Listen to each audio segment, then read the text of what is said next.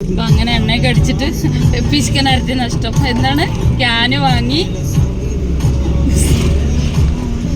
ഇവിടെ 100 ബാക്ക് കാണിക്കേ, പമ്പ് കാണിക്കേ.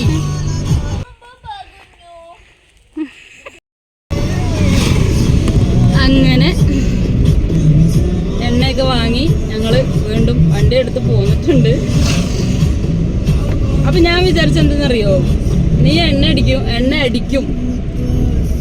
അപ്പൊ എന്തായാലും നീ വണ്ടി എടുക്കല്ലേ. ഓ എന്റെ പിയാണ്, അതാണ് ഇപ്പൊ അങ്ങനെ പറയണത്.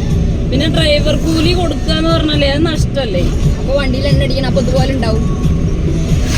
എങ്ങനെ എന്തൊക്കെ ചെയ്താലും ഡ്രൈവർക്ക് ആത്മാർത്ഥത ഉണ്ട്. സ്കൂട്ടി എടുത്ത് പോയി ക്യാനിൽ വാങ്ങി പമ്പ് പോയി എണ്ണ വാങ്ങി വന്ന് എണ്ണ ഒഴിക്കുന്ന ഞാൻ വീഡിയോ എടുത്തില്ല കേട്ടോ. കാരണം ഞങ്ങൾ രണ്ടാളും കൂടി മല്ലി കെട്ടിയിട്ടാണ് ഒഴിച്ചിരിക്കുന്നത്. അപ്പം എടുത്തില്ല. അങ്ങനെയൊക്കെയാണ് അല്ലേ. ഇതും പഠിക്കണ്ടേ, എല്ലാം അറിഞ്ഞു നമ്മള് ഇതാവണ്ടേ. പണ്ട് ഞങ്ങൾ തയ്യൽ പഠിക്കാൻ പോകുമ്പോൾ തയ്യൽ ടീച്ചറാ പറയാ, ലൈന് തെറ്റിക്കഴിഞ്ഞാൽ അപ്പോൾ ഒറ്റ അഴിക്കല വന്നത്. എന്നിട്ട് പറയും നിങ്ങൾ അഴിച്ച് പഠിക്കുവോ, അപ്പോഴേ നിങ്ങൾ പിന്നെയും നിങ്ങളുടെ മണ്ടയിൽ അത് കയറുള്ളൂ പറയും. അതുപോലെ പിന്നെ ഇതൊരു അനുഭവം വന്നല്ലോ. ഇനി എന്തായാലും എണ്ണ കാലിയാക്കില്ലല്ലോ വണ്ടിയില്. അമ്മ പിഷ്കത്തരൊന്നും കാണിക്കില്ല. കയ്യിൽ പൈസ ഇല്ലെങ്കിൽ പിന്നെ അരിപ്പ വെക്കണ കൂട്ടത്തിൽ അയക്കപ്പോ. അതെ, എന്നിട്ട് തന്നെ ആൾക്കാർ 1000 രൂപയ്ക്കൊക്കെ എണ്ണ അടിക്കും. നമ്മളിപ്പോ ഒരു 500 രൂപയ്ക്ക് എണ്ണ അടിക്കണോട് 1000 രൂപയ്ക്ക് അടിച്ചിടും. പക്ഷെ പൈസ ഇല്ല എന്നുള്ളത് എന്താ വെച്ചാ, നമുക്കിപ്പോ ഈ ഇവരുടെ പഠിപ്പും കാര്യങ്ങളും ലാസ്റ്റിലേക്ക് പോവാണ്. മാർച്ച് ആവുമ്പോഴേക്കും നമ്മൾ ഫ്രീ ആവും. അപ്പൊ സിസ്റ്റർ BSc നഴ്സിംഗിന് പഠിക്കുകയാണ്. അപ്പൊ അവൾക്ക് നല്ലൊരു പേയ്മെന്റ് നമുക്ക് കെട്ടേണ്ടി വന്നു. അതെ, നമ്മുടെ കയ്യില് എമൗണ്ട് നിൽക്കാണ്ടായി.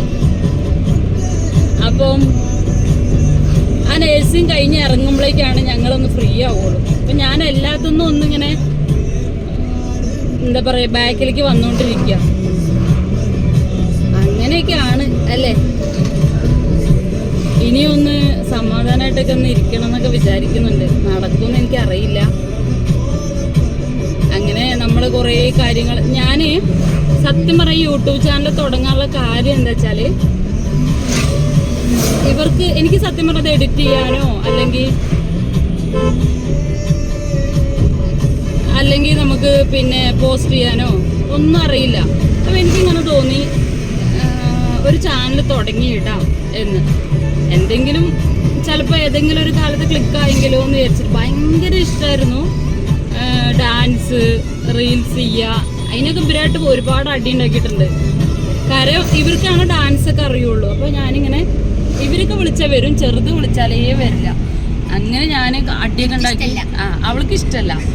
ചെറുതിനെ നല്ല ഡാൻസ് അറിയും. അപ്പൊ ചെറുതിനോട് ഞാൻ പറയും ഒരു ഡാൻസ് ചെയ്യടി, എന്നിട്ട് ഞാൻ പോസ്റ്റ് ചെയ്യട്ടെ എന്നൊക്കെ പറയും. പക്ഷെ ചെറുതിന് ഭയങ്കര ചാട, ഡാൻസിന്റെ ടച്ചൊക്കെ വിട്ടു. ചെറുപ്പത്തിൽ ഒടുക്കത്തെ ചാട അങ്ങനത്തെ ഒരു ഇഷ്ടമായിരുന്നു എനിക്ക്. ഈ റീൽസ് പിന്നെ ടിക്ടോക്കുള്ള സമയത്തൊക്കെ അങ്ങനെ ആയിട്ട് പിന്നെ ഞാൻ അങ്ങനെ ഞാൻ തന്നെ സ്വയം ചെയ്യാൻ തുടങ്ങി. പിന്നെ എനിക്ക് ഇങ്ങനെ അത് ഓണായി കഴിയുമ്പോൾ നമുക്കൊരു ഇറിറ്റേഷൻ. അങ്ങനെ ഇവര് പറയും എന്താ കഥകളി കളിക്കുകയാണോ എന്നൊക്കെ ചോദിച്ച് ഇവര് കളിയാക്കും. എന്നിട്ട് ഞാൻ എന്ത് ചെയ്യും, അത് കളയും. അങ്ങനെ ടിക്ടോക്കിൽ നിന്ന് ഇൻസ്റ്റാഗ്രാമിലേക്ക് വന്നു. ഇൻസ്റ്റാഗ്രാമിൽ നിന്ന് നേരെ നമ്മൾ യൂട്യൂബിലേക്ക് വന്നു.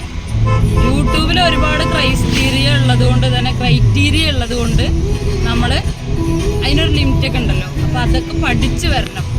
വെറുതെ ഷോർട്സ് ഒക്കെ ഇട്ടു, പിന്നെ ലോങ് വീഡിയോ ഒക്കെ ഇട്ടു. അങ്ങനെ അതൊക്കെ ഒന്നും ഒരു റീച്ച് ആയില്ല.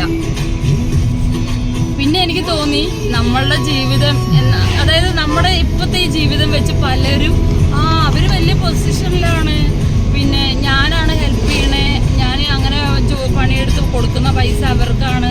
പക്ഷെ സത്യം പറഞ്ഞാൽ 10 പൈസയോ അല്ലെങ്കിൽ ഒരു ഗ്ലാസ് വെള്ളമോ കൊടുക്കാതെ നടക്കുന്ന ആളുകൾ ഭയങ്കര ബടായി വിട്ടുകൊണ്ട് നടക്കാം. ശരി, അപ്പോൾ എന്നെ അറിയുന്ന ആളുകൾ എന്നെ മനസ്സിലാക്കണമല്ലോ.